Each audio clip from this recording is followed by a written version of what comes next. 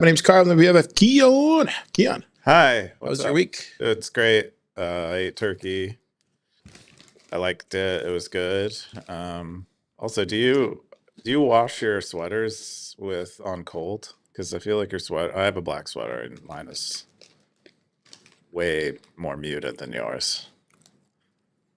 I feel like this is a trick question. It's not a trick question. What are you trying I'm just wondering why your black sweater is still black and mine is like. It looks like it's like leaving Who washes your clothes? the earth. I wash my clothes. Oh, I wash them hot. I wash everything hot. I don't really wash my clothes. You don't wash your clothes? I mean, I wash my clothes, but I pay somebody to do it. Oh, really? You like take it to a dry cleaner? Mm-hmm. Or take it to like this place to. They do like a pickup. Okay.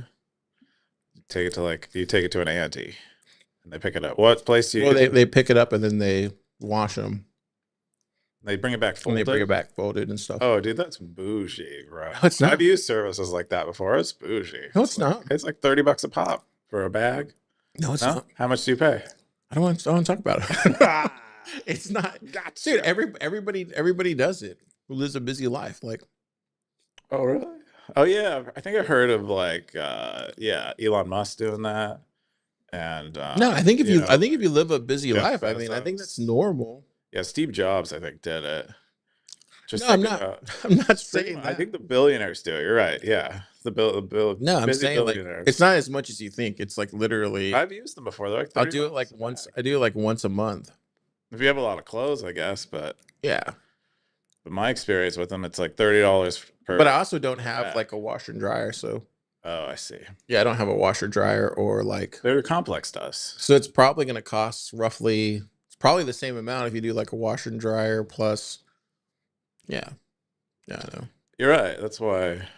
Yeah, I believe. Yeah, poor people use those services too. Not just you bougie guys. How are you? How was your Thanksgiving? But that explains why your color is maintained, because you have a professional doing it. My Thanksgiving was good. We went out to a restaurant. I've never eaten at a restaurant on Thanksgiving, Oh, cool. and so my wife is like, "But reserve the place," because her family was in town, and so Oh, was it nice? it was nice. We went to this place called Nido, which is at the Lauren Hotel, which is like on Barton's, like right over on Barton Springs and Riverside, and yeah, we got a view of the river or the lake, whatever you want to call it, and yeah, and there was like a fixed menu, so you didn't get to choose your food, which is great because you know having that indecision period, and then yeah, just kind of chilled. That's cool. Yeah, it was great. How about yours? How was your That was Thanksgiving? great. We went to my cousins. We were barbecuing, catching up, and we barbecued some ribs, some fajitas. We didn't do a turkey after all, but we did a ham. You're It all was about fun, ham, dude. dude. It was fun. Do you ever get tired of ham? I don't even like ham. I don't know how you like ham that much. Um, Do you like ham that much? I think it's because I only eat it once a year Okay. around Thanksgiving. That's why. You're not a big like ham sandwich guy. No, Okay. I'm not a big sandwich guy, just in general. Yeah. Unless You're a taco guy. I'm more of a taco guy. But no, it was great. I had a really good time. Yeah, I had a really good time. It was fun. So it was a blast. It was a blast. And then we watched the Cowboys. They finally won. Cowboys won, which was crazy. They didn't lose at the end like I thought they were going to lose. So Okay. Well, that it was a good it game? was a very good game. But they usually like screw it up at the very end, and they didn't screw it up. I was like, we were all wild. I was like, when are they going to screw this up? And they didn't screw it up. And they pulled off the victory. And then tonight, UT's playing A&M, so that's going to be a really good one too. Okay. There's a lot of football yesterday. Yeah, it's the football time of year. Yeah. That's really what's going on in the world right now. Wow. Cool. If you've never seen this crazy show before, it's called Stacker.News Live. We cover. Oh, I didn't even ask you about this. I didn't ask you about your top stories. Meta. Okay. I guess we'll figure it out on the fly. I guess so. If you've never seen this crazy show before, it's called Stacker News Live. We cover all the top stories every week here on Stacker.News. Check out our YouTube page. There's a lot of videos. Last week's super spicy story was most viewed story was this one, the Mark Andreessen Avatar one. Oh, Apparently, everybody liked that one. yeah, people, yeah, That one, and then keywords. the France attacks on graphene was another one that was popular. Yeah, I like how we let stackers in on like YouTube growth strategies. We like that's kind of what we're telling. We're like, hey, look at our best performing videos. Look at that. Check out our keywords. Check out our These are posts that the stackers. thumbnail. These are literally the posts that the stackers have on Stacker.News. All we're doing is just talking about them. I know, but it's kind of like we can I can kind of see, or at least when we go over these, it feels like to me I'm learning a little bit about YouTube's algorithm, what people are looking for in videos, because a lot of it, as we've discussed before, has not. So long as the video has nothing to do with Bitcoin, performs pretty well. But the moment we start mentioning Bitcoin, they kind of just take a dump. They don't. I mean, I feel like this year has been very bad for Bitcoin, just as far as like the narrative, and then everybody, like, yeah. We look at even the gold and silver one, which is a great story. That one didn't do anything, and it doesn't have to do anything with Bitcoin, but it's not like, it has to do with someone who understands monetary policy. I mean, I told you this like 2 years ago on the show, like once the ETF came through, that was the end of Bitcoin. I even said it. I called it here on the show. Go back, and I say this all the time. I never bring it up anymore because it's like it's a broken record at this point. That was the end of it. I don't mean like the end of it. I mean like it's the end of just grabbing everybody's attention. I feel like the ETF just came in the room and just ate everything up. Sucked the air out. I mean, we're going to talk about something later on about the ETF, which is big news. But is that one of your top stories? Yeah, one of my top stories. But like that's what I'm saying. Like I feel like the ETF just came in and took over Bitcoin, and you're kind of seeing it. I mean, definitely brought in the suits. I feel like the suits are the kings now of Bitcoin. It became like kind of a developer techie kind of focus culture, and instead it became like a suit culture. I mean, also too, it's like I mean, I see Bitcoin as in like 3 different areas now. It's like the cypherpunks working on all the stuff that's like, the cool Bitcoin Lightning stuff. And then I see the Nostr ecosystem, which is doing its Nostr stuff, but it's still so early there. And then I see like the ETF and the financial bros, like, and those are the 3 segments that I see. Okay. Yeah. Those, I mean, I could think that is 3 distinct groups. That's what I see in Bitcoin right now. I don't see anything else besides those 3. And to be honest, like there's not a lot of movement in those 3 segments right now. I mean, maybe the Nostr thing a little bit, but that is so small and no one's talking about it besides the people on Nostr. And then on the ETF side, everybody's talking about that, but it's all the Treasury stuff. And then when you look at the cypherpunk stuff, like that's all the stuff that we're into here at PlebLab, but that doesn't get any attention or no one cares about it because it's like so small, it's so niche. So it's just going to show up on Stacker.News and it's not going to make any podcasts. No one's going to care about it on YouTube. You know what I mean? So yeah, that's kind of how I see it. Yeah. So I think I would not partition out Nostr from the cypherpunks. I would say like there's a general tech builder class type of section of Bitcoin, then there's like the ETF part, but there's like a self-sovereignty Bitcoin-y thing. Yeah, but Nostr's not Bitcoin. ETF. But I know, but it's like I would include, they consider themselves part of Bitcoin because a lot of them are Bitcoiners, and I think it makes sense to kind of group them in there. But the third group I would categorize more as like, I don't know, like pre-Bitcoiners, or like, like a plebs trying to figure out, am I going to go in the ETF track, or am I going to go in like the tech, the more hands-on track? And that's the way I would partition them. But yeah.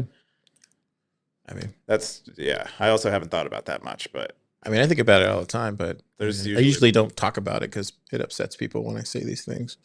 Sorry in advance if you heard that. People get upset at everything. So I mean, They'd be like, I can't believe Carr said Noster's not Bitcoin. I'm like, yeah, I did. Sorry. Well, I think even Fiat Joff would agree with you. So It's just not. It's just not. Like, I remember like Bitcoin Lightning is like freaking amazing stuff. It's just that Nostr is just not Bitcoin. I mean, eventually, hopefully, like Bitcoin will eat a lot of Nostr and Lightning and everything, and we'll have like this kind of like what Justin's doing, where like he's putting a lot of the Lightning stuff into Nostr, and eventually it'll just be Lightning, and it'll just, you know, leverage a little bit of what Nostr has in its stack, and I don't know, man. We'll see. Anyways, if you never see this crazy show, we're going to do the top 3 right now on Stacker.News. The number 3, is this what you had for the number 3? yeah, that should be it. All right. The number 3 top story is my trip to the Tokyo Bitcoin basis from Simple Stacker. 23 comments, 12,400 sats. Keyan, what's this? Yeah, Simple Stacker had a trip to Tokyo, and I think one day in the saloon he was writing about where can I spend Bitcoin in Tokyo, and I responded, you should go to the Tokyo Bitcoin base, because we have someone in PlebLab who recently visited there. I know, it's kind of funny because I was like, is this the same person? Yeah, no, they're definitely not. I mean, they were there at the same time. They were there, kind of weird, but it was a very popular time in Tokyo for Bitcoin stuff, I understand. Okay. I don't think Simple Stacker was there. I think it was purely a coincidence. But okay. But we had someone who works at a PlebLab who was there, and they had posted Tokyo Bitcoin based photos, and when Simple Stacker said they were there, I was like, dude, you should go here. It looks really cool based on this person's pictures. And so it looks like he ended up going. He made a stop, I think because something else that they planned on doing was canceled. He said it was pretty empty. I think that it might have been the day after or the day of an event that they had just had. I think Folger Ventures had sponsored some kind of Bitcoin Builder Day there. And yeah, and so he said that it looks like they have a pretty elaborate kind of like museum-y science project type of stuff in their lounge area, and so you got to check it out. This picture in particular is a mining system that heats an the heat feeds into an aquaponics system and keeps like a fish tank warm. I think it's also powered by solar. Just kind of like a Rube Goldberg type of mining setup that is great for stuff like this. It becomes kind of art in a way, kind of like industrial art. Yeah, it looks that their base looks really cool. I love how it's decorated. Yeah, it looks really cool. Yeah, it looks, it's sort of like a mid-century Japan. That's kind of how I would describe the aesthetic. He went here for lunch because they accept Bitcoin, and he was disappointed in the food, unfortunately. But really, yeah, the food truck. Oh yeah, that does look disappointing. The food, I guess there are many of those food trucks, and they all accept Bitcoin. So the owner of the food truck company, the Bitcoiner. Yeah, is that Mount Fuji? Oh wow. Yeah, we all know that. Has anybody ever climbed that thing? I would guess lots of people have. I would guess it's a thing that people do. I don't even know. I don't know how tall it is. It looks like it's gonna erupt or something. It looks like there's like a crack there. Oh, it definitely might be a volcano. I don't know much about volcanoes and stuff. Oh, cool. They have a bookshelf. Yeah, they had a bunch. Do you see one of your favorite books? Let's see. Which one? It's hard to get through here. I mean, I like The Sovereign Individual. I read Guns, Germs, and Steel. It's not really a Bitcoin book. Mastering Lightning. Digital Gold was good. Broken Money. I don't see Broken Money. Maybe someone took it. What is the Grid? I never heard of that one. Fooled by Randomness. The Grid. Yeah, there's one over here called the Grid. I can't see it. It's maybe behind the. Yeah, it's like right there. What was really cool next to the Price of Tomorrow. What was really cool is one of the pictures he took had someone in it who was sitting in the lounge, and the person who was sitting in the lounge came on Stacker.News, and they're like, "Hey, that was me." Oh wow! He took a picture of, but it was his face is covered by the terminal there, but you could see him there on the. Oh yeah. But he slid into the comment section, and he's like, "Bro, that's me. Thanks for hiding my face." Yeah. And then he described his own experience visiting there. He said there's a second floor to the lounge, but it's mostly just like an further like an entryway to the offices upstairs. Really cool. Really cool. Hopefully we'll get to check it out at some point. I want to check it out. I know Taruku and Lisa are doing a really good job of trying to grow that space, so should be really cool. Did he met move them on? we met Lisa at Meridia, and then we met up with Taruku at Atlanta for TabConf. Taruku came to Austin once, didn't he? No, she's a she. It's a she. Okay. Yeah, so Taruku, we've known Taruku since 23. Okay. And then I've done my best to like help her out and give her advice and give her as much information as we could, at least PlebLab, to let her know how we did it and how to do it since about that long ago. Yeah. So okay. I thought also wasn't there the wallet founder from Japan that came and visited? Oh yeah. He's over there. I don't know if he's still building that or not. I think they shut down the wallet. Yeah. But I don't. There's a lot of people that have come through PlebLab from Japan. Yeah. Yeah. It's always cool. At this point, it's kind of hard to remember how many people I've talked to about like hubs and stuff at this point. It's been like dozens at this point. I just got off a call like an hour ago with somebody who's doing a hub right now. They're really cool. It's really nice to see Bitcoin in the physical world. And, even if it's just like people who care about Bitcoin gathering together. Yeah. There's something special about it. Definitely something special about it. Definitely every major city should have one for sure. Because I think if you don't have one, I think Bitcoin will just die in the city. Like it won't happen. Yeah, it needs a catalyst. You need at least one hub in every major city. At least that's my dream. We're lucky we have 3 major hubs in Austin.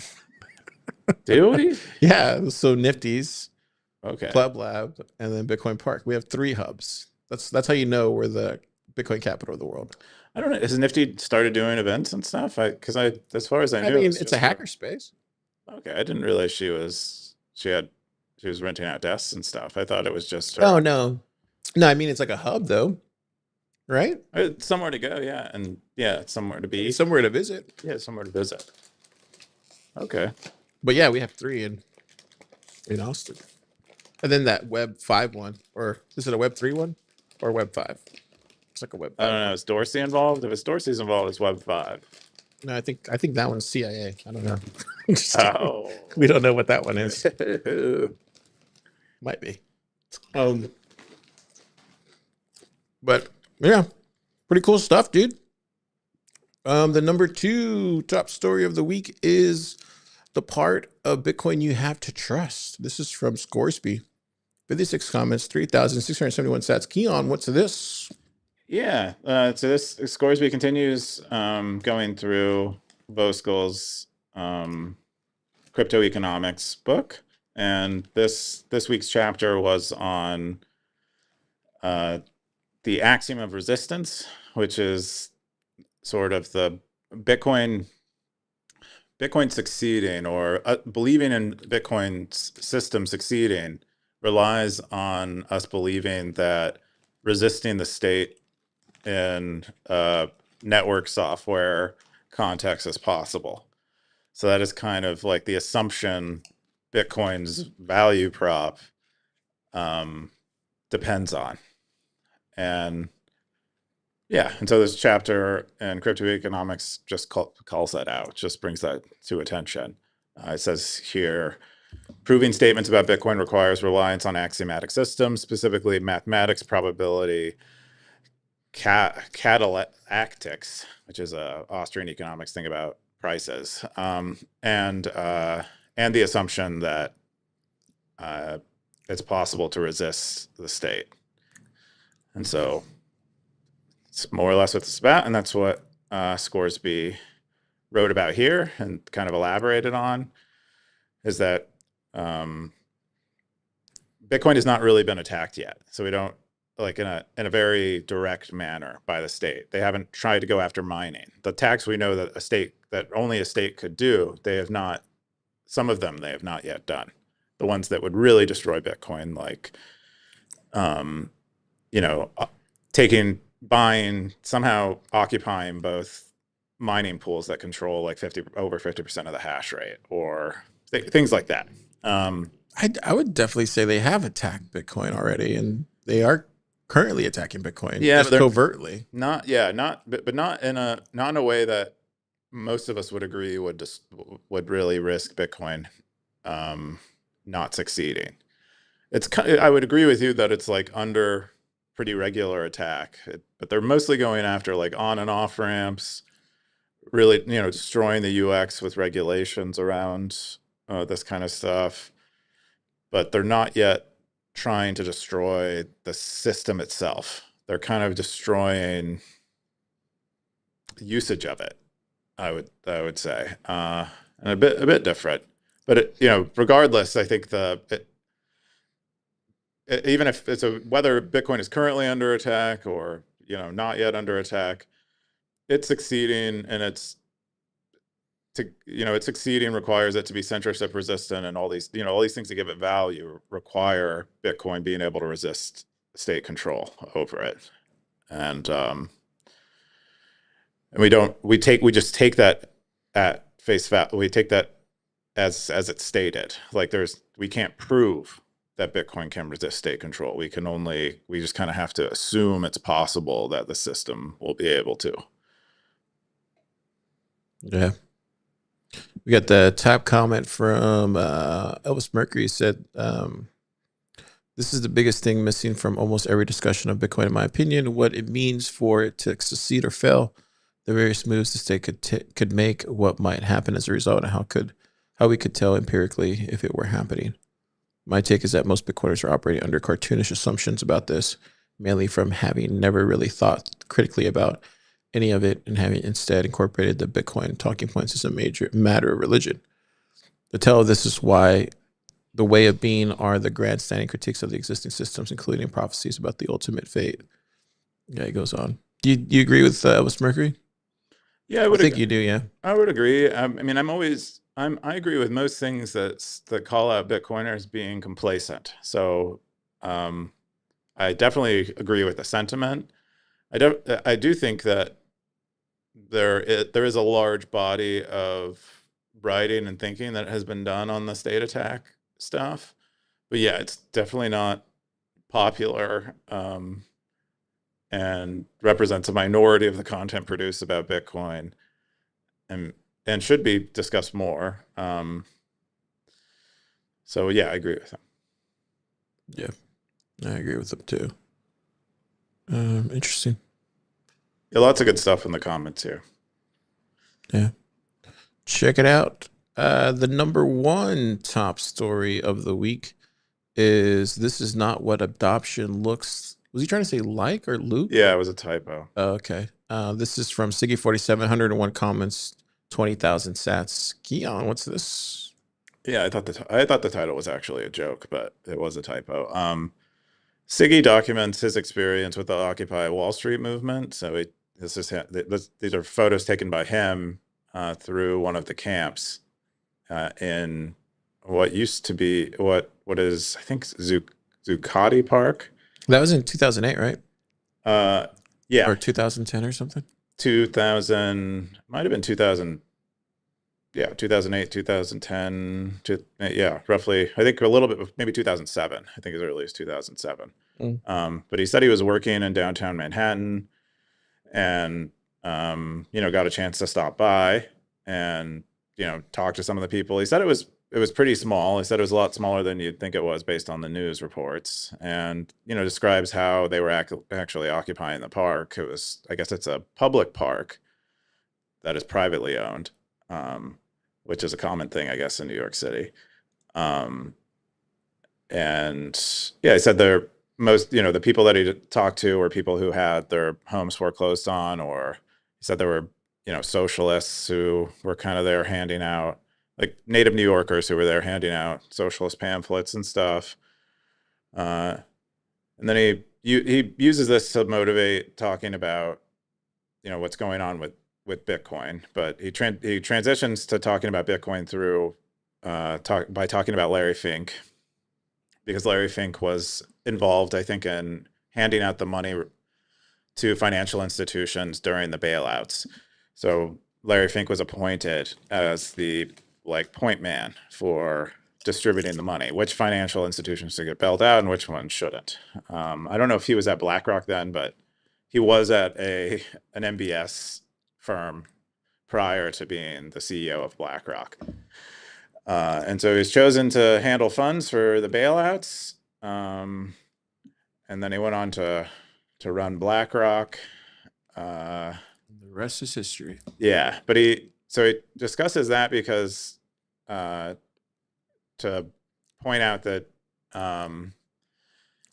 he quotes Larry Fink saying that he's aware of how bad their handling of the bailout funds were, and how not both optically and otherwise, it's like it didn't help normal people.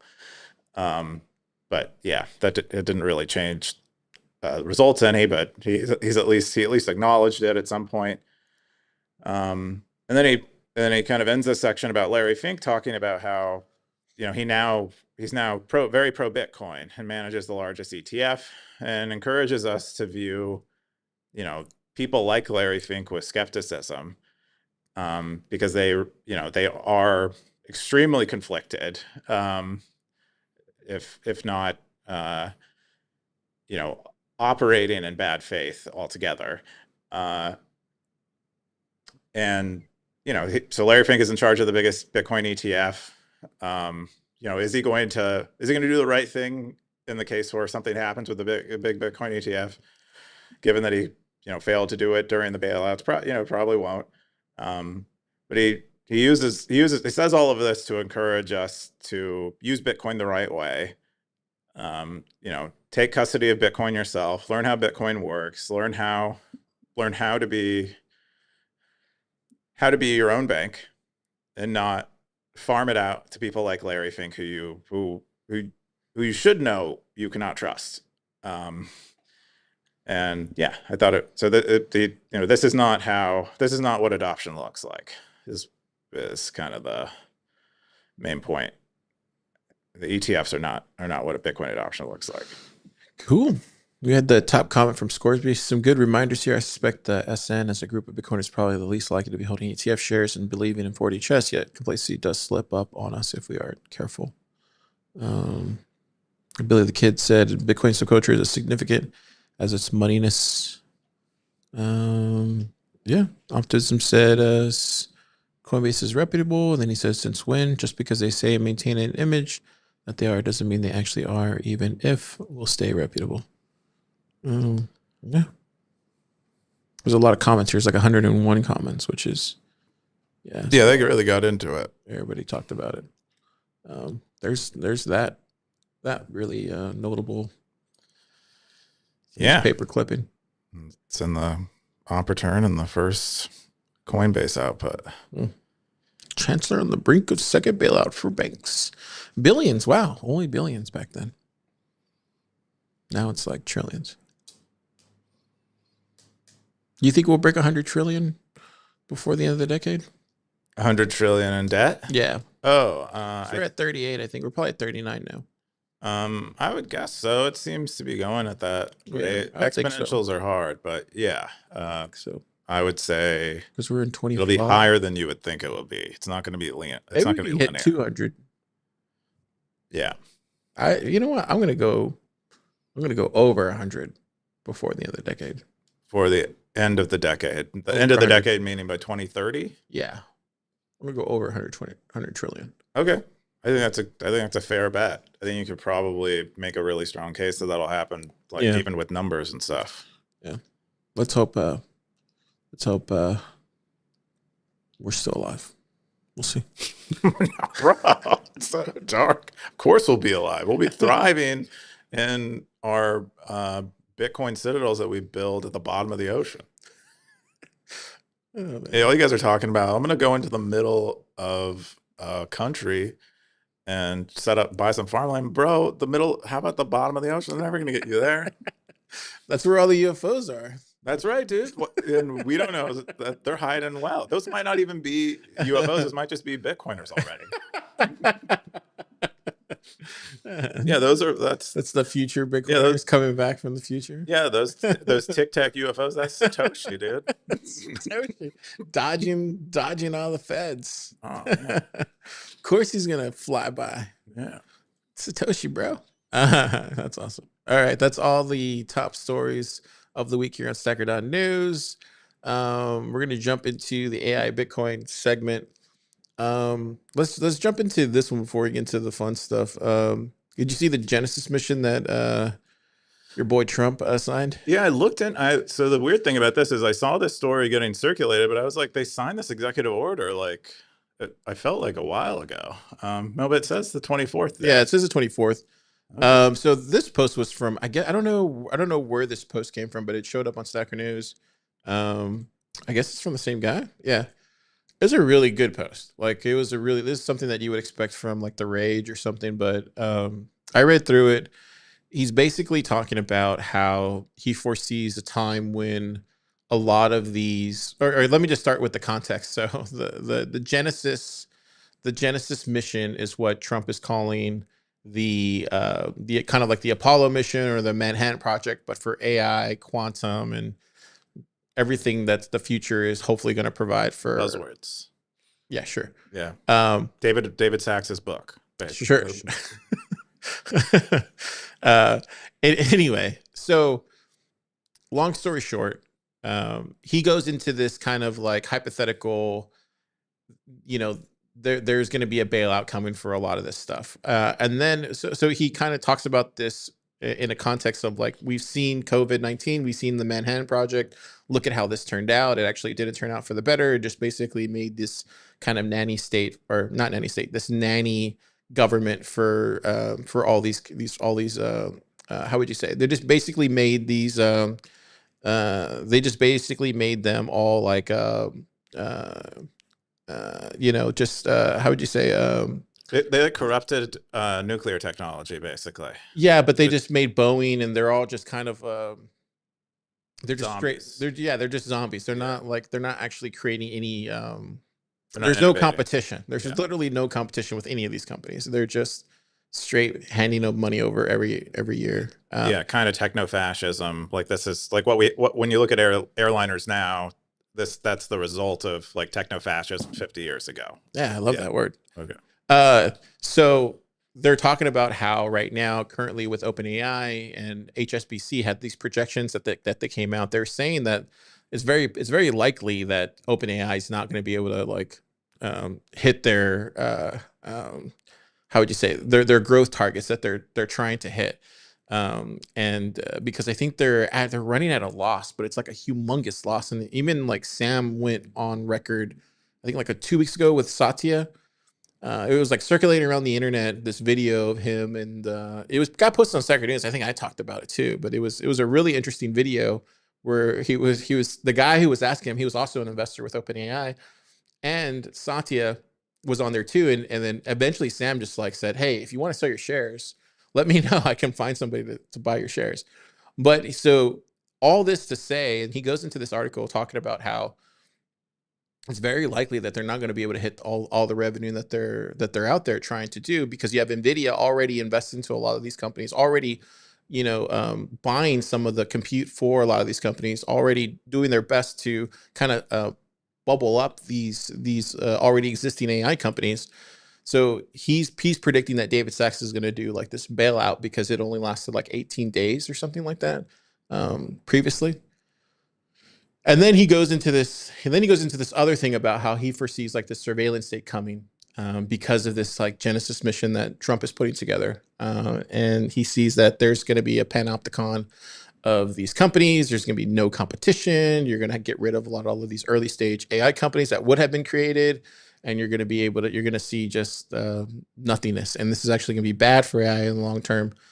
And I think I covered everything. Yeah. I think that's where he kind of goes with that. Keyan, did you read this post? Did you see it? No, so I thought for some reason I thought this was like old news, and I was like, bro, I'm not about to Okay. read some old news. Nothing happened with regard to this because Yeah. I would expect it to have heard about it if it really mattered, but I guess it was new news. I mean, I haven't looked at it too much. I do remember that clip circulating about Sam Altman, kind of falling off a podcast because he didn't want to answer a question about their profitability. I think the way I mean, you hear Mark Zuckerberg saying he's going to spend, he's open to wasting hundreds of billions of dollars pursuing AGI because he believes it's worth the risk. And so I think that's what you're seeing with Altman. He can kind of go to investors and he's like, yeah, there's, potentially, like, yes, our obviously our revenue is way behind where it needs to be to make this money back, but the upside is infinity. Like if we get to AGI first and we are just that much farther ahead than everyone else, and we are, literally running the entire economy with our replicatable brains, no one's going to be able to catch up to us. We're going to be the gods of the new era. Don't you want a share in the new god? I think that's like kind of what it seems. Yeah. That's I think the pitch, and it's a pretty compelling pitch if you believe that that's actually what's going to happen with AGI. Well, he in his pitch deck, I don't know if you remember his pitch deck. His pitch deck literally had one of his hockey stick charts in his pitch deck was the Earth's GDP. It wasn't just like the United States GDP. It was like the Earth's GDP. That was one of his one of his slides in his deck. I just thought, I was like, wow, that was such a just like a crazy maneuver to put that in there. It was just insane. Right here, this is where it says, in the article, he goes into from innovation to extraction, and he talks about the Genesis mission. So in this part specifically, he says, this extraction will intensify as bailouts become routine. Each time AI companies face shortfalls, they'll demand federal assistance. Each time the government provides relief, dependency deepens. Eventually, the industry becomes indistinguishable from defense contractors, nominally private, but functionally integrated into government, surviving through political connections rather than market performance. And that's the scary part, is because then you're kind of going into this, like, if you serve the right master, if you serve the right, you have the right network, you are at the right cocktail party, you know what I mean? Then it just becomes, you're not even actually competing with anybody out there in the ecosystem. You're literally just attending these things, and then you get the, you appease the room, and now you're in the golden in that kind of golden group. So it's man, it sucks, dude. Yeah, I don't know. So my view on this, if this is actually what happens in the U.S., I think the U.S. just won't be competitive in AI. But there's no one else, though. It's just literally China, and they're communistic, and then Europe's not participating. And then so who else do you have? We've seen the charts, we've seen the map. Remember, like we've had multiple segments here on Stacker.News Live where we've seen the map of AI, and it hasn't really taken off anywhere else. I don't know. I think you have India. You have, which also is, I think, competitive in this regard. Lots of people, very, very fast growing. I think there are parts of Africa that can maybe, they obviously don't have the same kind of tech sectors. I mean, the U.S. is, of course, leading kind of right now, and China's kind of competitive in that regard. But if the U.S. stagnates, if China stagnates because the state is like too intermingled with these things, I think all that happens is it opens up for someone else to innovate in the area. So long as whoever is the world power doesn't strangle everyone else's innovation, and that seems to be what sort of happened with planes. Because the U.S. is like sort of, the global leader. They're kind of in control of the world order. They are the ones kind of producing most of the planes or designing them. It seems that we hadn't had much innovation in planes, and you can kind of imagine the same thing might happen with AI, where OpenAI perhaps helps them, as a result of riding this bubble, they get way ahead. And then they are so far ahead that they have so much power that they can kind of like stifle competition globally. That's, that could happen. I would say it's more akin to, I wouldn't say like planes. I would say more like like kind of like rocketry or like space flight or like I think nuclear is maybe yeah, I like think people view it best. It's best. yeah, because most you could dangerous. even argue like some of this UFO technology that people are seeing out there is actually just the United States government and its black budget, right? Like that's where like I would automatically assume like this is where this could go. Like we're gonna talk about another post later on, but like let's just say hypothetically they do have some interesting things that they could build later on, and that the people that are out there don't know about. All of a sudden, you have like some AI virus that hits, and everybody can't solve it because they're working on like 10 years backward technology. And these are all hypotheticals, but it's just very like it just kind of like it just leaves this widened gap, and it just stunts humanity. Just to put it frankly, like it stunts humanity's growth, and it doesn't move us forward. If anything, it just keeps us in the kind of reductive state that we've been in since like what and who was making this eloquent argument like what like 20, like wasn't it, when is it one of the, what is it, wasn't it one of the guys from who's that guy that you and Jana watch? Weinstein? Wasn't he talking about this deductive state that the United States is in, and it has been in for like 30, 40 years because no one's actually like create anything, but it probably is because we're in this kind of like place where they're not sharing the information. They're not sharing any of the technology that could probably move this stuff forward. Yeah, so that's like Thiel's point that Eric Weinstein also, puts forward is that since like the early 1970s, productivity has not really grown much. We've been kind of stagnated, and there's been lots of kind of like financial and sort of digital innovation, but the world that we maybe care about most, the world of atoms, has not really grown. And this is kind of this is also something Peter Thiel talks about. Or he's tying more recently into his Antichrist lectures, which is one of his theories as to why we stopped growing in the 1970s was because technology got too dangerous, and kind of the either our collective human sentiment about it was that this is scary and we need to stop and stay away from it, or perhaps like kind of governments or world leaders sort of saw the risks of technology kind of getting into the wrong hands, especially nuclear technology. We began to get really afraid of nuclear technology because we saw how destructive it was. Perhaps there was a little bit, we were kind of getting in the way of our own success, stopping us from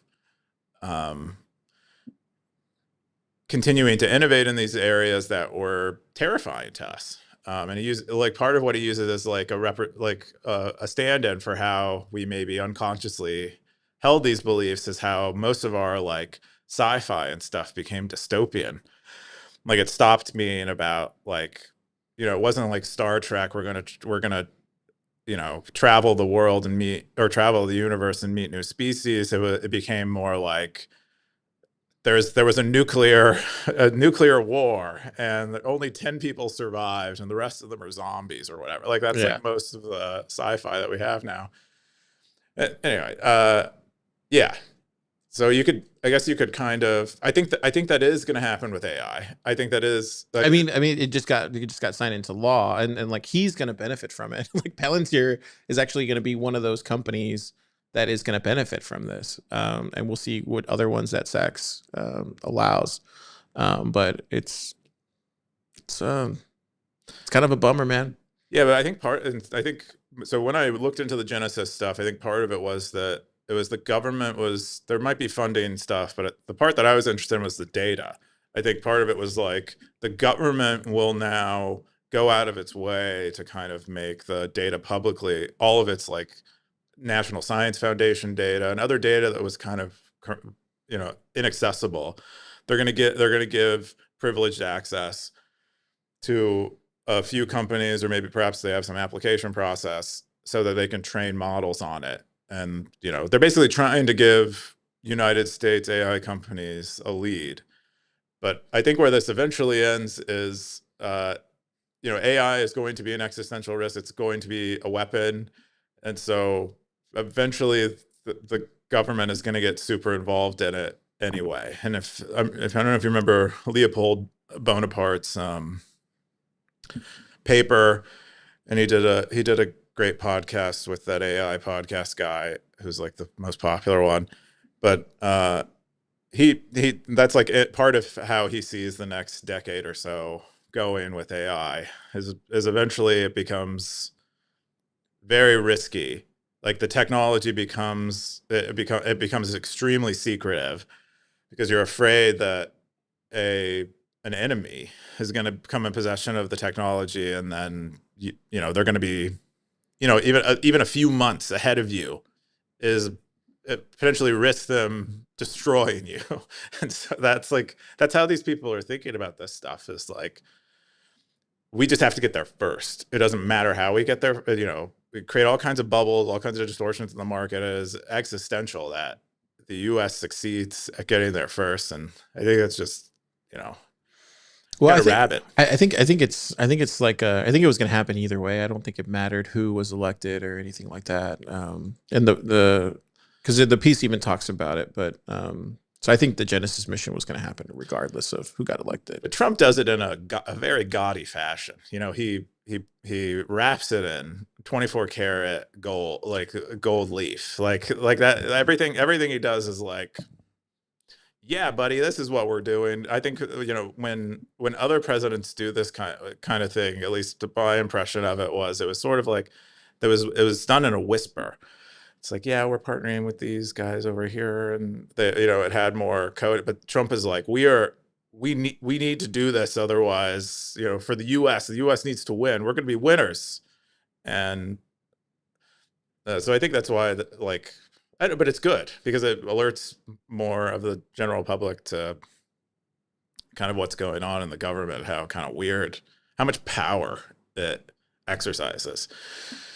Yeah, I think the biggest problem with this, and maybe you can clue me in on this, I think the biggest problem whenever you put everything under the guise of one nation like this, there's always like crevices and leaks and cracks, and what ends up happening is you have like one thing, like kind of like the Death Star. It's like one thing that can actually topple the whole thing down, and that's the scary part. I don't think people pay too much attention to, but if you look through history, it's always been like that.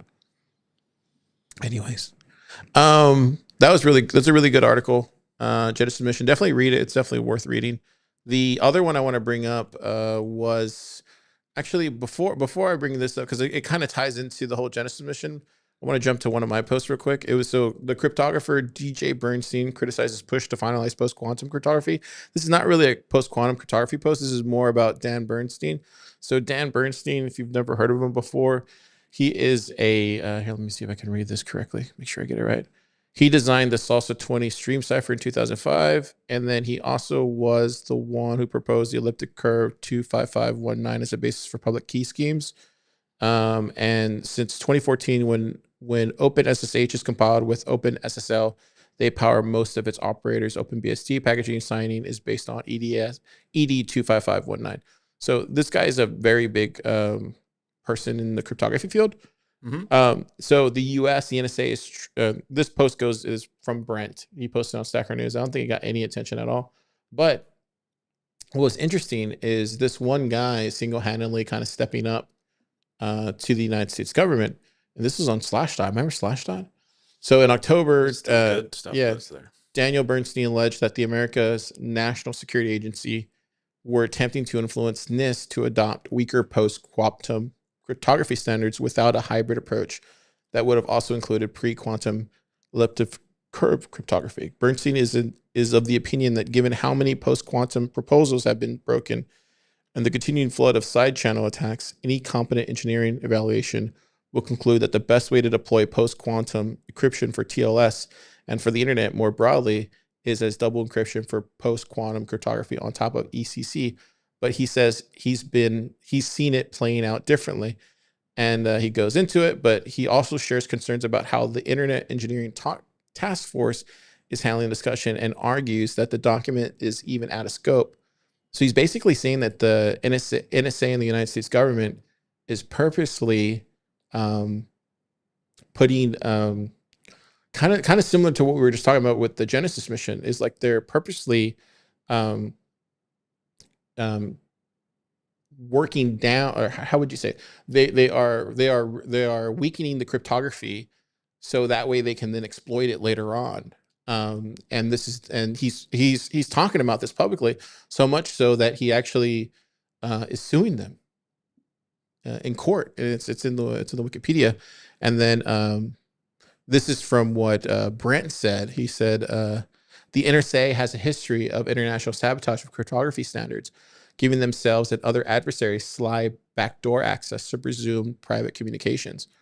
So I thought this was insane.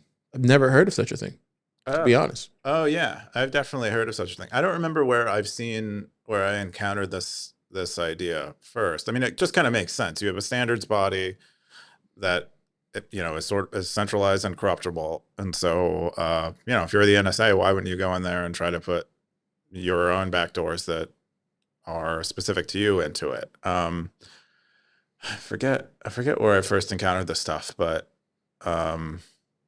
yeah, I mean, it just kind of makes sense. Like if you can put yourself in the shoes of the NSA for a second, it's exactly what you'd want to do.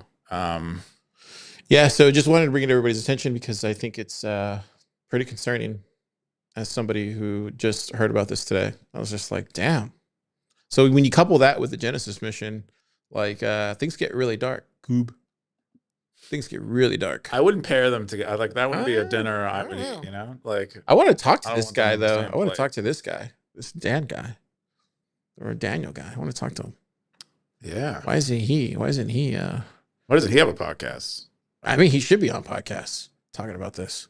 Anyways, somebody get him on a show or something. Get him on What Bitcoin Did or something, because like I feel like this is important. This is really important, and we should be talking about this. Anyways, so yeah, let's jump back into the other. So we can get into like the normal post now. So the other one I want to show was the Rizzbot versus IShowspeed. So apparently, there's a this thing happened in Austin. Believe it or not. Did you see that? I posted this on. There's this this robot here that was kind of set loose in Austin.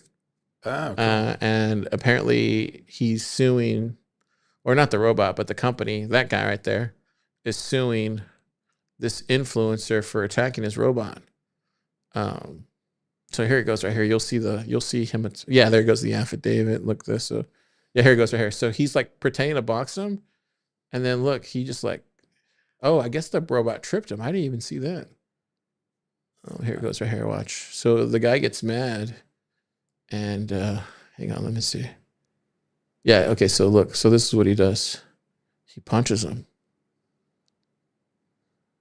and he broke his neck. I think he even bent his face in a little bit. Yeah, and then look, Lise just starts beating him up. What do you think about that? Is this a hate crime? I don't think so. I think isn't IShowspeed like one of those like I don't know who this guy he's is. like he has all the energy of something like TMZ, but he's like in a person. I It's like always like lots of like manufactured Look, kind of. his face is damaged. Johnny 5, dude. Johnny 5 is not alive. Isn't that crazy though? I mean, it's silly. I don't. But look, so they actually suing that influencer.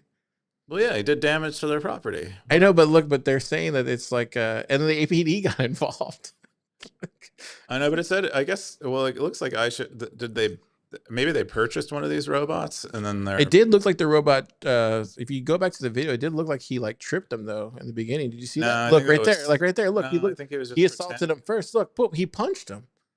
No, I think I don't know, man. I think it's teleoperated. No, look. But he assaulted him first. Look. The robot isn't a he. There's a person who's in control of the robot. Look, the robot assaulted him. Look, right here it goes. Look, the robot assaulted him. He's in control of the robot. There's someone on his team in control of the robot swinging at him. No, but I'm saying like if it's an assault. It's not an assault. The robot assaulted him. Look right here. No, it didn't. That's what I'm saying. Look right here. I get what you're saying. I've already described. Boom, he hit him. Now he can hit him back. IShowspeed. Whatever his name is. His team. Someone on his team is the one who's in control of the robot. I don't know, man. I feel like the robot got what he deserved. Look at this. He broke his face though, dude. He probably punches really hard. That's metal. Look. Isn't that crazy? He broke it. Look, he bent his face in. Dang. So I don't, it looks, based on what I can see in the article, it looks like the company is suing mostly for reputational, like on reputational damages, like for reputational damages. I feel like this is all just a really good publicity stunt, because even if you lose, you still got the juice from everybody talking worth about the lawyer fees. Anyways, I thought that was hilarious. But the other thing I wanted to bring up, and this is the last one, was Texas. I don't know if you saw this. Hang on, let me go here. Texas becomes the first U.S. state to buy Bitcoin for its treasury. Did you see this? Yeah, I heard it bought ETF shares. Our boy Lee, got them to buy. First state to purchase Bitcoin with 10 million investment on November 20th.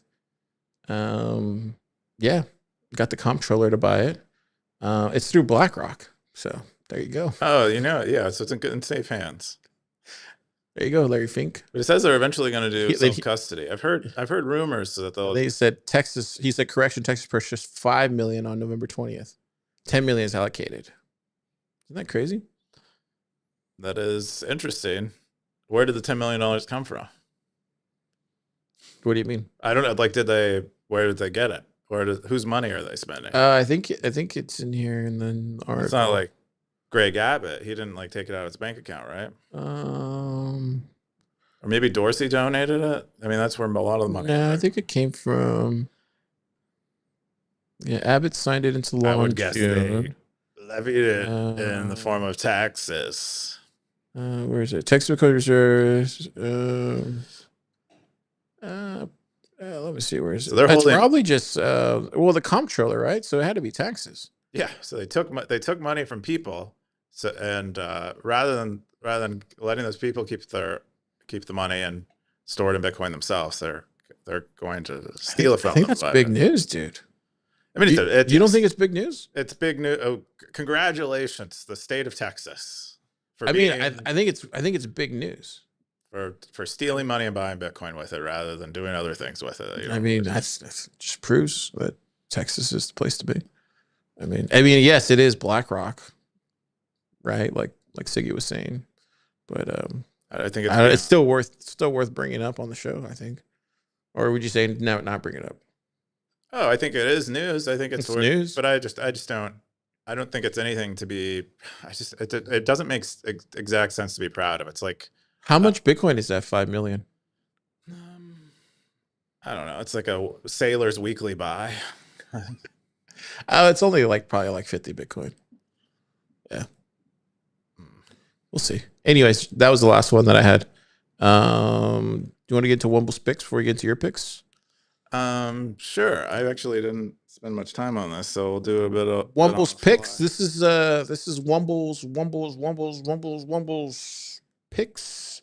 Wumble's picks. His picks was get instant disposable email addresses powered by Bitcoin Lightning Network.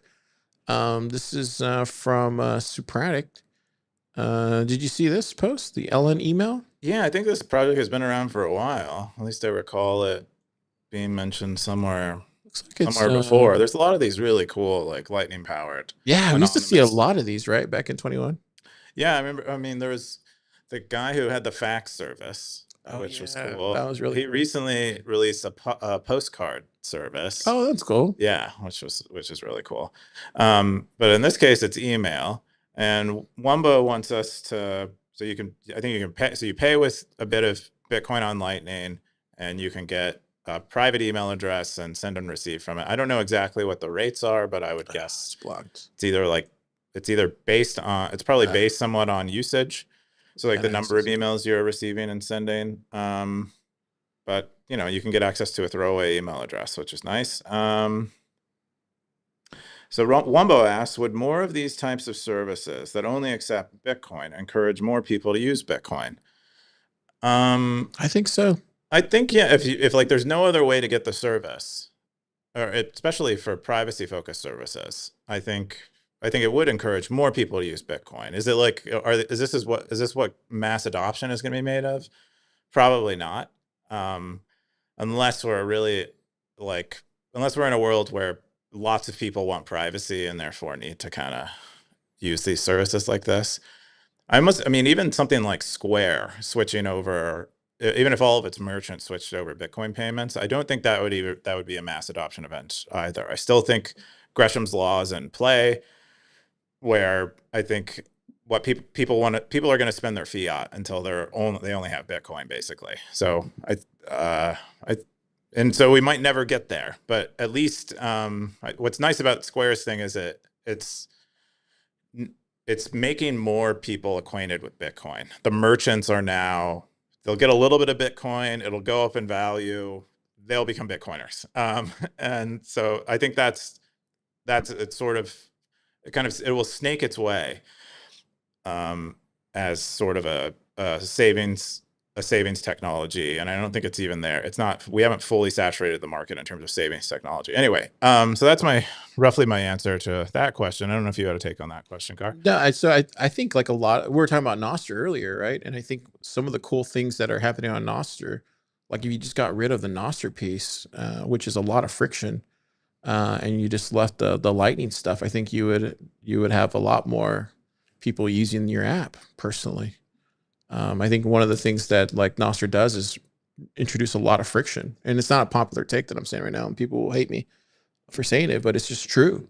And this is a perfect example of like not having Nostr integration. I'm not saying not to ever have it. I'm just saying like it just makes things very easy for the average person just to go over there and to use it without having to figure out what an NSEC is and like all that stuff and log in and then download a thing. And then before you know, you're just like going to give up because it's just like too much work. When in reality, one of the cool things about Stacker.News early on was just like scanning the thing with the Lightning wallet and then logging in. That was really cool. But we're not there yet with Nostr, and maybe we'll be there in the future. But I think one of the cool things about having more Lightning and Bitcoin apps is that you don't have to have an identity to use it. And I miss those days. Yeah, I think I hear your point. I think especially I think where you're especially right is where I see people building apps that don't even really leverage Nostr in any significant way. They don't really take advantage of what Nostr is for, yet they're building it on Nostr, and so they're kind of like limiting their access to a broader market by requiring people to also be familiar with Nostr to use their product. Which no one's going to use. Which is just, I think it's not yet. It's just too early. But too early. But I do think there's of course a bunch of benefits to Nostr in general. But yeah, it is nice to see. It is nice to see a good old fashioned service using Bitcoin that doesn't exist within one ecosystem and have like require you to adopt a paradigm. Like it requires a paradigm. It's shift. Not even a paradigm shift; it's a whole narrative. Yeah, well, you have to like first you have to adopt the sound money narrative, and that's a whole rabbit hole. And then after you adopt that narrative, then you have to go and adopt this whole like freedom technology narrative, which is a whole nother rabbit hole. And I'm telling you, man, it's just not possible. It's not possible. It's two rabbit holes. Let's just be real about what's going on here. There's two rabbit holes. One rabbit hole at a time. One rabbit hole at a time. Like let's just. Like, yeah, I would say Nostr is a great place for a test bed. Like, to go do test bed stuff on there. Like, use it as a good test case study, vibe code the shit out of it, and then bring it to Bitcoin and Lightning. That's what I would do. That's what I would recommend. Okay. Well, anyways, that was a bit of a tangent, but that's roughly, how do you get people to use Bitcoin? We can kind of, we'd see early signs of Bitcoin like adoption things with Nostr. And so that's how that might tie in. And the other question Wumbo had was, do you guys have any other services powered by Lightning that you wish someone would build or create? Now this makes me wish I had read these questions earlier because I could have thought about all the ones that are in Nostr, just bring them over to Bitcoin and Lightning only. That's what I would say. Well, what's your favorite one, or what's one on? So I would say the ones that do it really well. These are the ones that do it really well where you don't even realize that you're using Nostr. So like Wavelake, so like Fountain, so like, like those right off the bat do it really well where you don't even realize that you're using Nostr. So I think if you're gonna build something, build it to where you don't even know that you're using. I would even argue Primal. You don't even probably notice that you're using Nostr on Primal. I would note it. Unless the only reason that you know that you're using Nostr is because everybody's saying Nostr, Nostr, Nostr. But if you're the average person, you wouldn't even notice that you're using. They wouldn't even know that they're using Nostr. And I think you need to build more apps that are just like Lightning only, Bitcoin only. Okay, but and bring those over. But he's asking specifically someone would build or create that would be powered by Lightning, and so you've listed ones that are already powered by Lightning. Which one would I love to see? I want to see a telehealth app that is Bitcoin Lightning only. Okay, telehealth. Okay, so you want to pay a remote doctor, to diagnose you and prescribe you medication, and pay them with Lightning. Yeah, that's what you want to see. Yep. Okay, that's pretty specific. I don't know exactly what I want yet. I haven't thought about this really at all. Because I think people are still thinking too social. It's like too social stuff. It's like let's figure out how to make revenue generating businesses. And I think the telehealth app is really hard because it's a two-sided marketplace. But you could see a world where if you slowly build that out and you have like 1 or 2 doctors in a region or even a city, you could have like a good group. You don't even need to be a telehealth app. It could be like a telework app.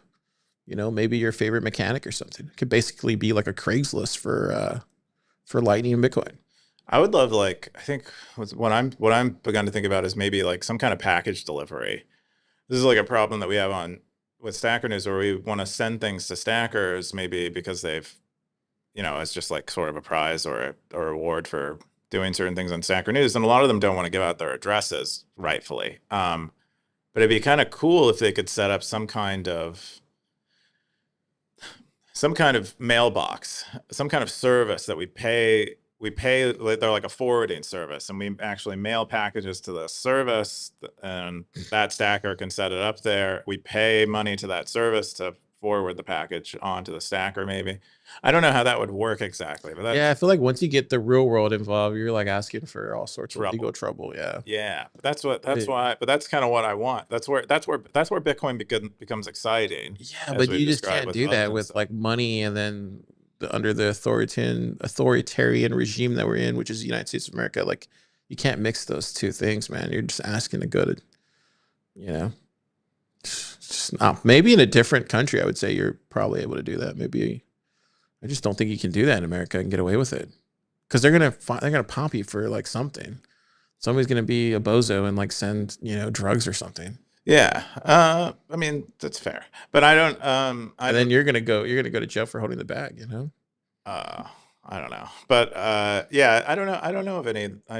So I'd have to think about this more to really figure it out. But I love these like micro SaaS. This is kind of how I would describe them, that are powered by Lightning, and they're probably pretty lean. There's another one called like Sats Host. Like a Gumroad? It's not Gumroad. It's like it's a static website hoster, and you pay with Lightning, I believe, or maybe on-chain Bitcoin you can pay with too, but you pay a very small amount, and they'll statically host your website for you. I was talking to Justin this week. I told Justin that he needs to build Justin from Shocknet. I told him that he needs to build like a kind of like just a product inventory. So that way people, kind of like a McDonald's menu where you like select what you want, and then just a QR thing pops up and you just pay it. So we can have that for the hackerspace, where you just like, you pick a thing and then you just pay it, and then pops up, pays it. Like, it's basically like a McDonald's kiosk basically. And I want to do that with just like Lightning. It doesn't need to keep an inventory track or anything like that. It's just for the fridge and snacks and stuff.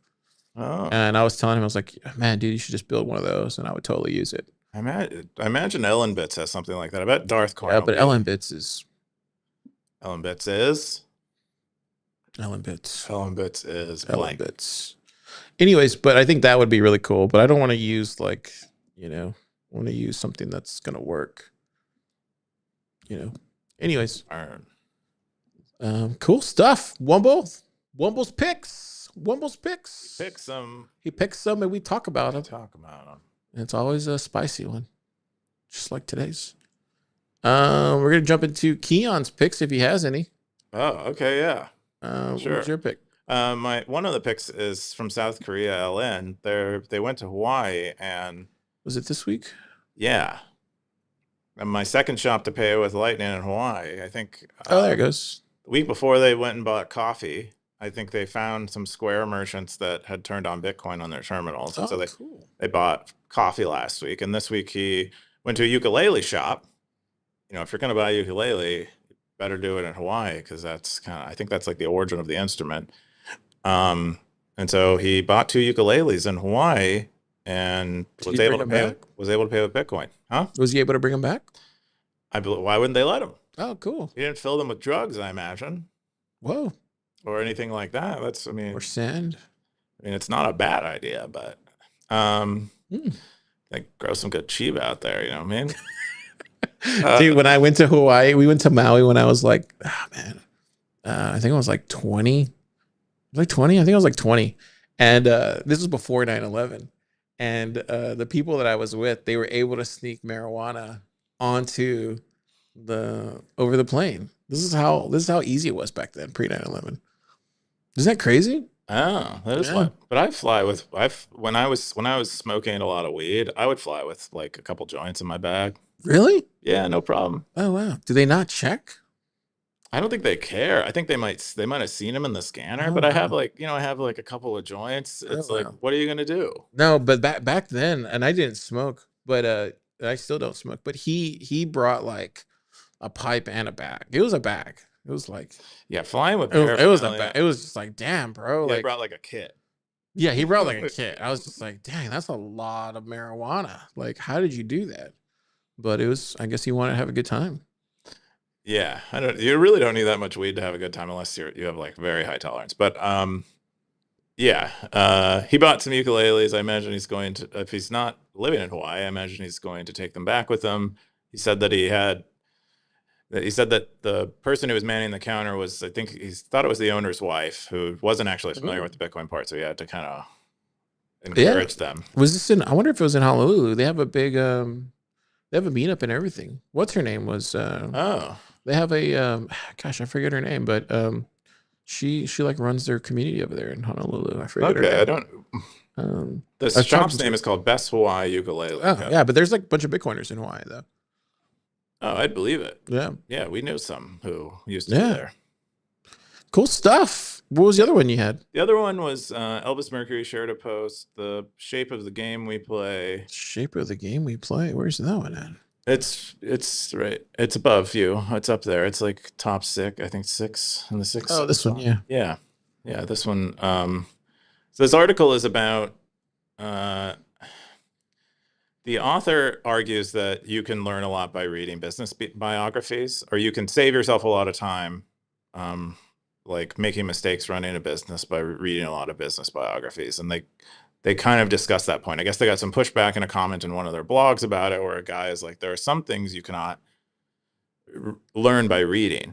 And I think the commenter used weightlifting as an example. It's like, you can read books about weightlifting all day, but at some point you kind of have to get in the gym, and that's, there's a lot you learn there that you just cannot translate into a book form. It is a lossy transform. So Elvis uses this to, or part of what the person who wrote this post describes is that we get kind of, part of the problem with only going to the gym and never reading the book is you kind of are stuck with the limited experience that you have while you're doing it, like which is not going to be very thorough. It's not going to be, a weightlifting book will probably explore lots of different theories on weightlifting and lots of different research articles. But if you only go to a gym, you might just adopt the weightlifting strategy of your friend, or, better cases, maybe you have a personal trainer, but they might not themselves have read all the weightlifting books.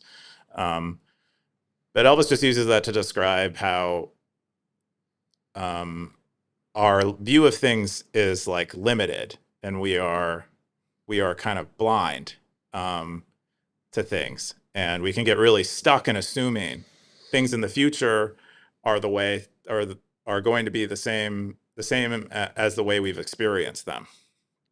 And it says here at the bottom, ZERP is kind of one thing that's at the beginning of the article. The author talks a lot about how they kind of came up during a zero interest rate period in tech, and how they were like surprised when interest rates started going up in 2022, and how a lot of the practices that were done at the startups and tech companies that they occupied had changed dramatically as a result of that, and they were like not prepared for that. They just assumed that was the way things were done. Yeah, I would even argue, we were just talking about it at the beginning of the show, but I would even argue like even the Bitcoin ecosystem, like before the ETF, was completely different than the post ETF, and that was something that took me by surprise personally.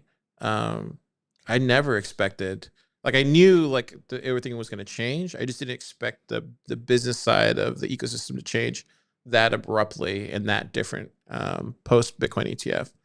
And that's kind of what's taken me by surprise. It's just how much everything has changed post, I guess, the beginning of 2024 when it went through. And I think I was surprised by the degree to which people's attention follows the money.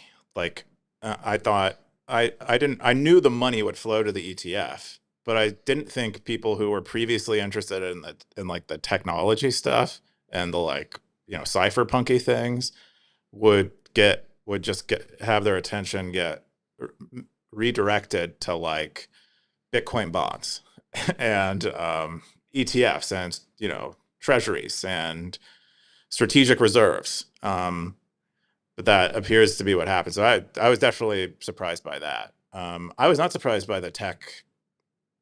One of my favorite, or one of the articles I've been sharing with a lot of founders more recently is Paul Graham's article, Default Alive, where he argues like kind of the main, kind of what you always want your startup to not have to make assumptions about your financial future. So you kind of want to prepare maybe for, things not going financially in the right way. And so I've personally operated from the position of the financial future is extremely unpredictable, and I just kind of have to, if I can't assume the best rosiest outcome financially, how would I run this business and make it work? Anyway, it's a great article. It references a lot one of the popular Toyota manufacturing books. I think it's like it's something lean. I forget the exact name, but how they the birth of lean right there. Yes, the birth of lean. And there's a lot of cool stuff.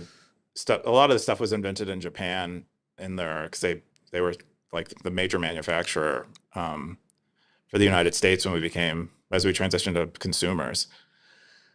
And so there's a lot of this stuff was invented there. I would even say it's even more important now, kind of just what you said about the whole default alive thing. It's even more important now because what you have is like this whole class of just, I don't want to call them zombie companies because it's such a buzzword, but you have this whole class of people and companies that are just, propped up by the government or by their own little kind of group. And the game is no longer being Space Ted. The game is no longer being played fair. Oh, Christmas Space Ted. So it is not being played fair, the financial side? No, I'm saying like when you were talking about like the default alive, I would even argue that even now it's even more important to have that kind of framing for your startup, for your company, because the game is not fair anymore. It's not even like it's we were talking about earlier with the whole AI stuff. Like it's more about who and kind of the network that it grows than it has to do with than anything else these days. And it's even gotten worse with that. And it's going to continue to get worse with that. And that was always something that that was always said, oh, your network is your net worth, that kind of thing. But now it's like, that's all you need. I would even argue that's the only thing you need to build a company these days is just your network. I wonder if there's a more general point, like you don't even need to have revenue anymore. You literally just need the right people in your little kind of network, and that'll get you all the way there. kind of sad, but that's where we're at. Because they can fake revenue now. I mean, that's literally what NVIDIA is doing, or that's what that article says that NVIDIA is doing. Yeah. Anyways, I'm curious if there's like a more general point to be made about how, like social systems trend towards politicization. Like maybe there's a popular article or an article I really like called Geeks, Mops, and Sociopaths. Yeah, I remember that. It's about this kind of like subculture evolution. And I wonder, like, it kind of describes a transition where you have a very meritocratic kind of subculture that eventually becomes like heavily politicized or like co-opted by sociopaths, basically. But that I think that is just like a politicization process that happens in a social system, and that appears to be kind of what's happened in Bitcoin, and as a result of maybe it's the ETFs, maybe it's I think it's things. the ETF. Yeah, but I mean, it definitely that was coincides with the ETF. Yeah, it's the ETF. I wouldn't put any other blame on it anywhere else. And that's fine. It's just what it is. It's just that was the thing that kind of took me by surprise. I knew it was going to change things. I just didn't realize it was going to change things from the inside that much. And it's even gotten the builders to quit. Like, you're even seeing less and less Bitcoin Lightning builders than ever now. And it's kind of sad because there are just not as many as there once was. Anyways, I think that'll change. Yeah, I think it'll change in time. We just got to keep going. Yeah, I think there's just Bitcoin culture is in a mood of like building doesn't really make sense because we can kind of make money in other ways. I think that's like the mood. That's like the sense that people have about Bitcoin right now. Yeah. We're in this nanny state everywhere. Cool. I think that's all I got here on, where's the, okay, let me see here. I think that's all I got. Do you have anything else?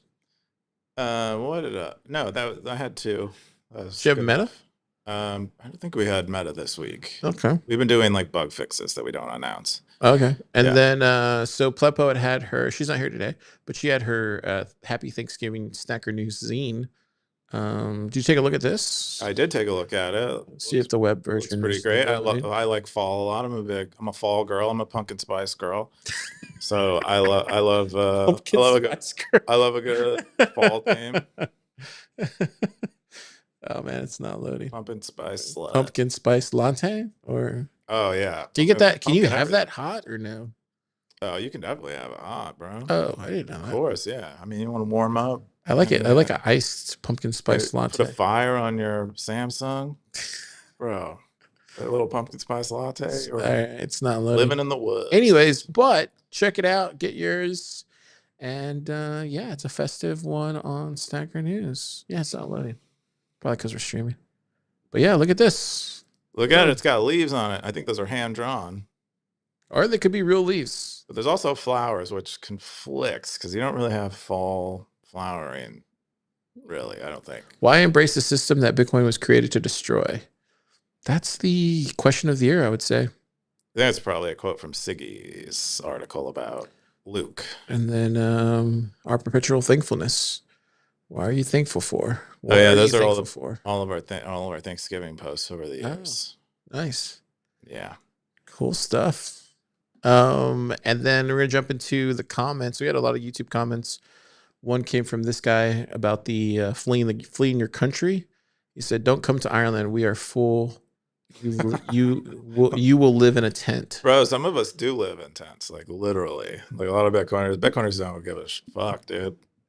So, all right, you heard it here first. And then the other one was from the Societal Decay one. The Mark and Jason says, "Yeah, it's the wrong side of the meme. She's the bad person in the interview." Was she the bad person in the interview? I guess she was, right? Oh, she was. Yes, she's the one asking the question. Yeah, Mark Andreessen shared the picture of the interviewer who is the bad person, and he's kind of using her to represent himself. So I think that's what confused people about the meme. Yeah, you need to go to bed. Good point, Twitty. And then the other one was from No, This is Zero Need for Bit 444. He said, "Ready knots, we the Bitcoiners support Bit 444." What do you think about that one?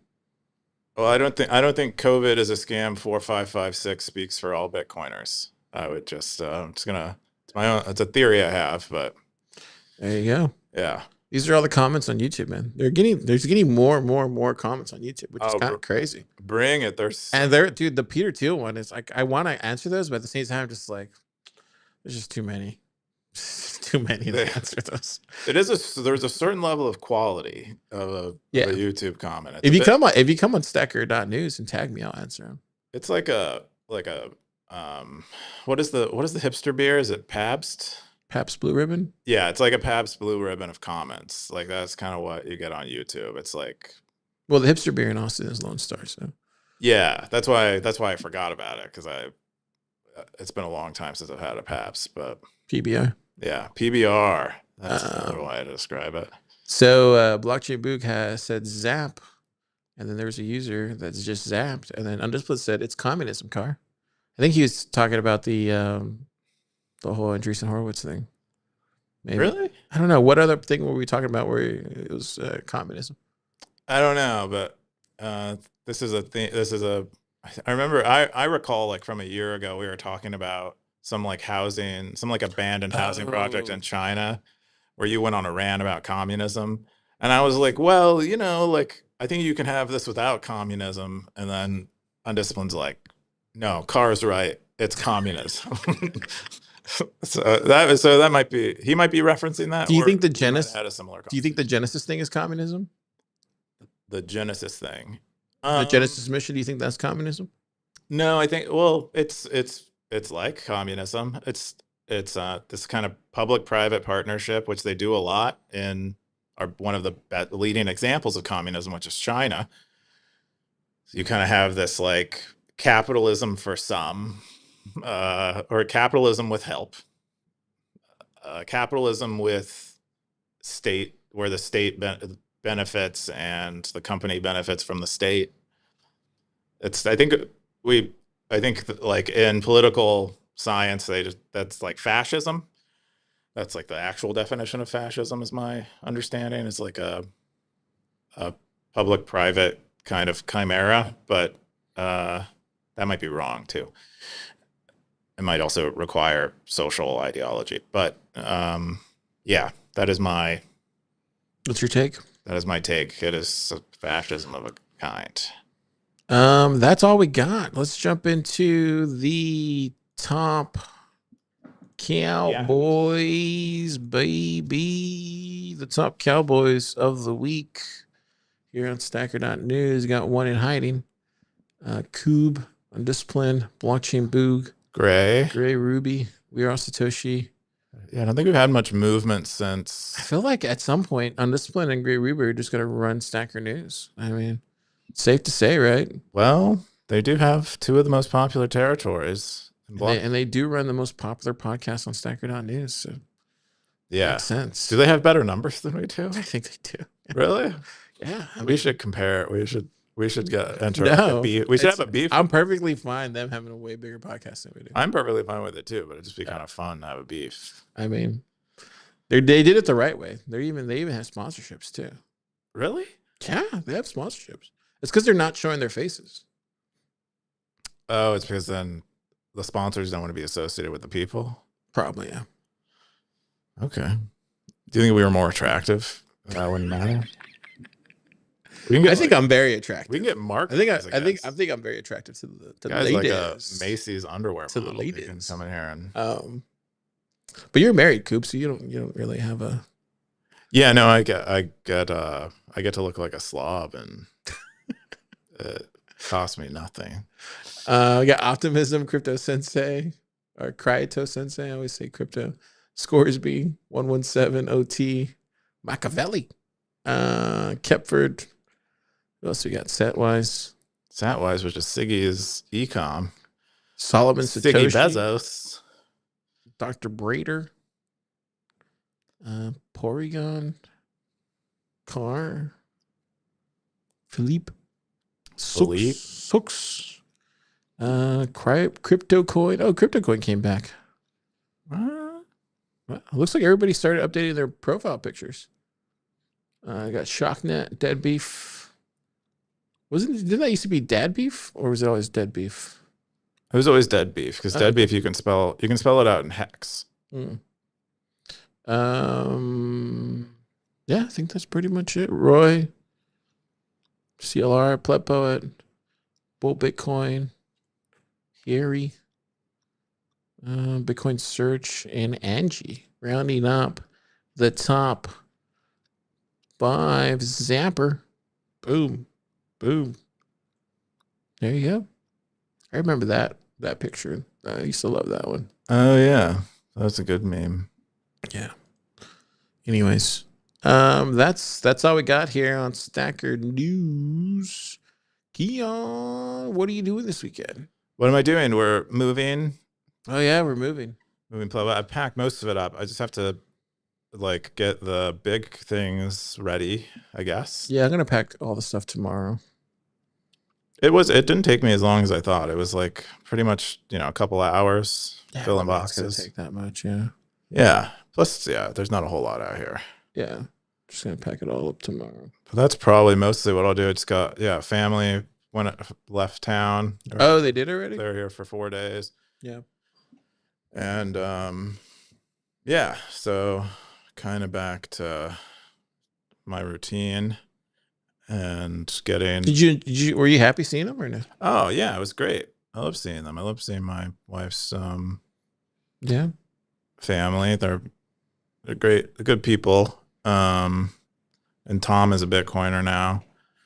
So I made him. He almost won the whole Mario Kart thing. I helped. I've assisted him on a little bit of Bitcoin stuff.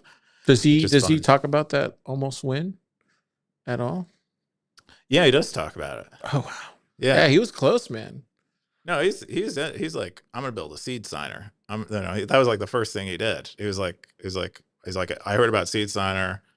I bought all the parts for a seed signer. Wow, we have one around here somewhere. You can have. I don't know. Oh well, I think part of it is like like you're kind of acquiring all the parts. Oh, okay. So he's gonna build it from scratch. Yeah, but he's into it. So that's cool. And yeah, my mother-in-law is cool. And yeah, we just chilled. How about you? What are you doing this weekend? We're gonna move. So tomorrow, I'm gonna pack up all the stuff, and then Advent's on Sunday, so probably go to church in the morning. What is Advent? So it's like it's a reason to be still. It's a reason to start celebrating the coming of Jesus. Okay. Is it like the Advent? Is that the Advent calendar? Is that really? I guess, yeah. I guess that's a way to start doing that. But it's the coming of Christ. The whole Bethlehem story. Okay. Yeah. So it's not a daily practice. I mean, you can be, but like right now, you're supposed to be like very like focused. Not focused. Just supposed to be very like just still in like a very contemplative. I wouldn't say contemplative. Just be comfortable. Be in the moment. Be like be still, know that I'm God, that kind of thing. It's just like everything's gonna be fine. I see. Everything's in front, you know what I mean? Yes. So you want to remove all the anxiousness, all the worries, all that kind of stuff. So you don't want to be too like, you don't want any of that kind of stuff. You just want it to be. I definitely feel like I'm at that point now. At least now, after all the move stuff is finished. Just in time. Yeah. You'll be in a good spot to do it. Starting Sunday. But it feels good. Feels good to be moving. Next week we'll have a whole new desk. We won't have this bad girl anymore. Well, they don't really get to see it. So we won't. Yeah, well, Pete Harris won't be advertising with us anymore. Man, they were paying us like $50K a month. Dude, yeah, I got a free hamburger every week. Like there goes that $50K every month. Gosh. Yeah. Maria behind the counter. Yeah, she would give me a free hamburger because all that Pete Terry sauce. You like the Pete Terry sauce? I do like the Pete Terry sauce. The jalapenos. I don't really eat Pete Terry's very often because it's like I feel like this Pete Terry's is like the worst Pete Terry's. But dude, It's not a very good pizzeria. I The like 6th Street one is not good. Like, if you go to any other pizzerias, I feel like it's a way better pizzeria. I eat there all the time. If I do not want to cook or anything, and You'll go to the 6th Street pizzerias, or I'll just order I'll order online, and I'll just go pick up food, and that's what I'll eat because it's cheap.